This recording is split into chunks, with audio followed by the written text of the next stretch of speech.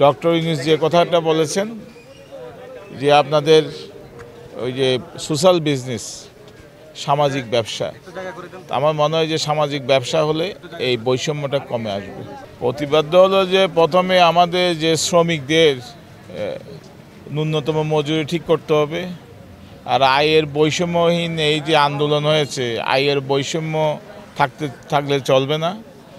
অবশ্যই শিল্প প্রতিষ্ঠান, কলকারখানা একটা জাতীয় সম্পদ, কিন্তু ওই আপনার আয়ের মুনাফার একটা মাত্রা থাকতে হবে, আর শ্রমিকদেরও একটা ন্যায্য মজুরি থাকতে হবে।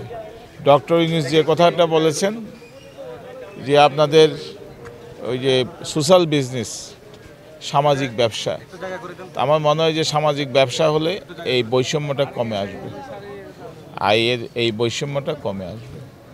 আর আমাদের শ্রমিকদের স্বার্থ রক্ষা করার জন্য জাতীয়তাবাদী দল, আমার দল আগেও সচেষ্ট ছিল এবং সবসময় সচেষ্ট আছে। আমরা প্রতিনিয়তই আমাদের শ্রমিক সংগঠনের সাথে, জাতীয়তাবাদী শ্রমিক দলের সাথে আমাদের বৈঠক হয়, দাবি দেওয়া নিয়ে আলোচনা হয়, এবং আমরা আমাদের ৩১ দফায় শ্রমিকদের ন্যায্য দাবি দেওয়াগুলো আমরা বিবেচনা করব বলেছি।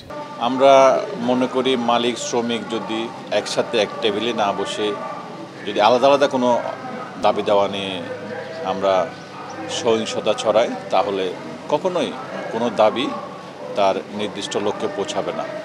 তাই আমরা মনে করি মালিক শ্রমিক তাদের সকল দাবি দেওয়া নিয়ে একই টেবিলে বসা উচিত। পাশাপাশি আমরা মালিক পক্ষ থেকে আহ্বান জানাবো সকল দাবি সহিংসতামুক্ত হোক, সশৃঙ্খলার সাথে হোক।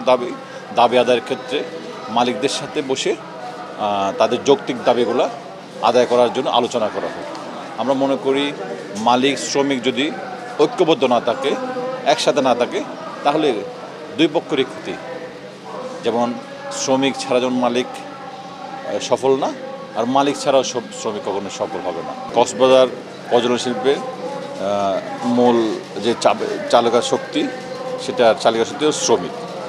কারণ আপনি শুরু থেকে যদি বলতে হয়, এখানে যে ঝিনুক শিল্প রয়েছে সম্পূর্ণ শ্রমিক নির্ভর, রেস্তোরাঁ শিল্প শ্রমিক নির্ভর, হোটেল শিল্প শ্রমিক নির্ভর, আপনার যে সেনমানে যে জাহাজ যায় সব শ্রমিক। আমি একজন শ্রমিক প্রতিনিধি হিসেবে মনে করি বাংলাদেশের শ্রমিক এবং মালিকদের সম্পর্কটা অত্যন্ত সুসম্পর্ক থাকা উচিত।